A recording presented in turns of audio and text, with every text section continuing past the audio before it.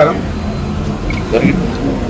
ముందుగా బత్తిపాడు నియోజకవర్గ వైఎస్ఆర్సీపీ కార్యకర్తలకు, నాయకులకు, అలాగే ముఖ్య నాయకులకి, ఎవరైతే వైఎస్ఆర్ కాంగ్రెస్ పార్టీ కోసం కష్టపడ్డారో ఆర్నిసులు గత 16 సంవత్సరాలుగా వాళ్ళందరికీ కూడాను ఈరోజు వైఎస్ఆర్ కాంగ్రెస్ పార్టీ 16వ వార్షికోత్సవ శుభాకాంక్షలు తెలియజేసుకుంటున్నాను.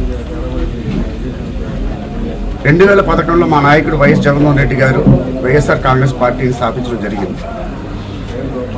అప్పటి నుంచి కూడా మా నాయకుడు ఒంటరిగానే ఈ యొక్క ఎవరైతే శత్రువులు ఉన్నారో, అంటే కూటమి ప్రభుత్వం అవ్వచ్చు, లేదంటే మిగతా ఎవరైతే ఉన్నారో ఒంటరిగా పోరాటం చేస్తూనే వచ్చారు. 2019లో పాదయాత్ర చేసి మాట ప్రకారం ఆ వెల్ఫేర్ స్కీమ్స్ విషయంలో కానీ, పేదల విషయంలో కానీ, చదువుల విషయంలో కానీ, ఆరోగ్య విషయంలో కానీ ఏదైనా సరే ఎక్కడ కూడా వెనకం చేయకుండా ఇచ్చిన మాట నిలబడిన ఏకైక నాయకుడు మా వైఎస్ జగన్మోహన్ రెడ్డి గారు. అలాంటి నాయకుడు మళ్ళీ రావడం కోసం అని చెప్పి 2019లో 24లో మళ్ళీ అబద్ధపు మాటలు, అబద్ధపు హామీలు ఇవ్వడానికి ఇష్టపడక ఏదైతే చేయగలనో అదే చేస్తానని చెప్పి సో నేను అబద్ధాలు చెప్పి గద్దెనెక్కాల్సిన అవసరం లేదు, చంద్రబాబు నాయుడు ఈ అబద్ధాలు చెప్తున్నాడు, అవన్నీ పూటకు హామీలు అని చెప్పి అనాగా సరే జనం నమ్మల. ఈరోజు ఈ కూటమి ప్రభుత్వం యొక్క దొంగ హామీలని ప్రభుత్వం జనాలు ఎవరైతే ఉన్నారో, పబ్లిక్ ఎవరైతే కూటమి ప్రభుత్వానికి ఓటేశారో వాళ్ళందరూ కూడాను ఎన్నో ఇబ్బందులు ఎదుర్కొంటున్నారు. అరే మోసపోయాం ఈరోజు కూటమి ప్రభుత్వానికి ఓటేసి ఆ దొంగ మాటలకి అని చెప్పేసి. 2 సంవత్సరాలు గడుస్తుంది. దగ్గర 24 నుంచి ఏదైతే కూటమి ప్రభుత్వం గవర్నమెంట్ ఫామ్ చేసిందో 2 సంవత్సరాలు గడిచింది.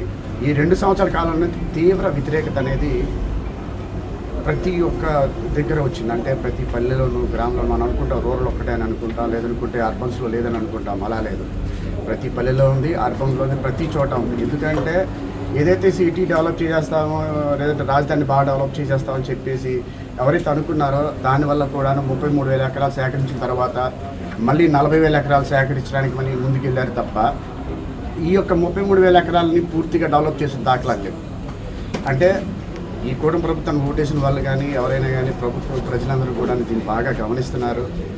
ఇప్పుడు ఎన్నికలు పెట్టినా సరే మళ్ళీ వైఎస్ఆర్ కాంగ్రెస్ పార్టీని గెలిపించడానికి అందరూ సిద్ధంగా ఉన్నారు. ప్రజలందరూ కూడాను, అంటే ప్రతి మీడియాలో అవ్వచ్చు, లేదంటే పేపర్లో అవ్వచ్చు, ప్రతి చోట కూడా ఇదే. ఎందుకంటే ఒక వెల్ఫేర్ స్కీమ్ సరిగ్గా లేదు, ఏదైతే పథకాలు ఇస్తారన్నారో అది సరిగ్గా లేదు.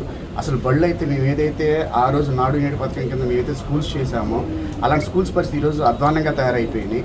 మరీ ముఖ్యంగా చెప్పాలనుకుంటే ఆరోగ్యం గురించి చెప్పాలంటే మేము దగ్గర 1000కి పైగా ఏదైతే ఆరోగ్యశ్రీ ద్వారా లబ్ధి పొందేటువంటి ఏదైతే ఉందో అవన్నీ కూడా ఈరోజు ఆరోగ్యశ్రీ ద్వారా పేద ప్రజలకు అందకోకుండా చాలా ఇబ్బందులు పడుతున్నారు. ఇంకో విషయం ఏంటి, ఆ రోజుల్లో మళ్ళీ మెడికల్ కాలేజీ ప్రైవేట్ కన్నా అంశం కూడా చాలా విషయం అయింది. పేద ప్రజలు ఎవరైతే మెడికల్ విద్యాభ్యాసాన్ని ఎవరైతే చదవాలనుకుంటున్నారో వాళ్ళందరికీ కూడా చదువుకోవడానికి కూడాను ఇబ్బందులు పడేటువంటి పరిస్థితులు ఏదైతే. అంటే ఈ యొక్క ప్రభుత్వం ఓన్లీ నిన్న ఒక కార్యక్రమంలో ఎవరు అంటున్నారు, ఈ యొక్క ప్రభుత్వం ఓన్లీ అక్కడ రాజధానిలో ఉన్నటువంటి ప్రభుత్వం అందరికీ ధనవంతులకే తప్ప రాజధాని అనేది ఒక ధనవంతుల కోసం చేయబడినటువంటి ఒక కూటమి ప్రభుత్వం ఏర్పడటం తప్ప ఇది పేద ప్రజలకు ఉపయోగపడే ప్రభుత్వం కానే కాదు. రానున్న రోజుల్లో వైఎస్ఆర్ కాంగ్రెస్ పార్టీ 2029లో 100% జయప్రదంగా మన యొక్క జెండా ఎగరేస్తామని చెప్పేసి తెలియజేసుకుంటూ మా యొక్క వైఎస్ఆర్ కాంగ్రెస్ పార్టీని 100% మా జగన్మోహన్ రెడ్డి గారిని గెలిపించుకుంటామని తెలియజేసుకుంటూ సెలవు తీసుకుంటాను. Thank you.